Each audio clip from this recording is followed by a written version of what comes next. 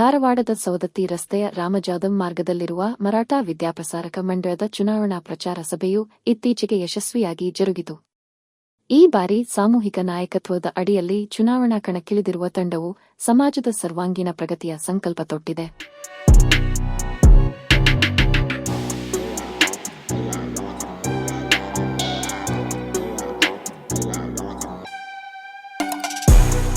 ಸಭೆಯಲ್ಲಿ ಮಾತನಾಡಿದ ಪ್ರಮುಖರು, ಮಂಡಳದ ಪಾರದರ್ಶಕ ಆಡಳಿತ ಮತ್ತು ಶೈಕ್ಷಣಿಕ ಅಭಿವೃದ್ಧಿಗಾಗಿ ತಕ್ಕಡಿ ಗುರುತಿಗೆ ತಮ್ಮ ಅಮೂಲ್ಯವಾದ ಮತವನ್ನು ನೀಡಿ ಪ್ರಚಂಡ ಬಹುಮತದಿಂದ ಆರಿಸಿ ತರಬೇಕಾಗಿ ಸಮಾಜದ ಬಂಧುಗಳಲ್ಲಿ ಅತ್ಯಂತ ಕಳಕಳಿಯಿಂದ ವಿನಂತಿಸಿಕೊಂಡರು.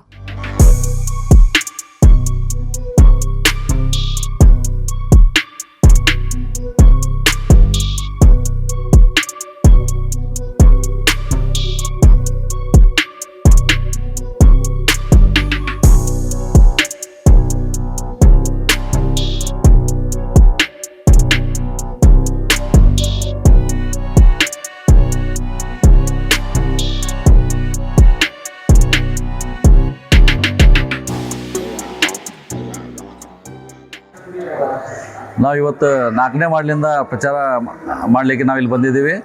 ನಮ್ಮ ಅಪೋಸಿಟ್ ಪಾರ್ಟಿಗೆ ಈ ಸಂದರ್ಭದಲ್ಲಿ ನಾನು ಏನು ಹೇಳೋಕ್ಕೆ ಇಷ್ಟಪಡ್ತೀನಿ ಅಂದರೆ, ನಾವು ಹೇಳಿದಂಥ ಸತ್ಯನ ಅವರು ಅಪಪ್ರಚಾರ ಅಂತ ಹೇಳ್ತಿದ್ದಾರೆ. ಆ ಅಪಪ್ರಚಾರ ಅಂತ ಹೇಳೋದು ಬಿಟ್ಟು ಅವರು ತಮ್ಮ ಕೆಲಸಗಳನ್ನು ತೋರಿಸಿ ಜನರಲ್ಲಿ ಮತ ಕೇಳಿ ಅಂತ ನಾನು ಹೇಳ್ತೇನೆ.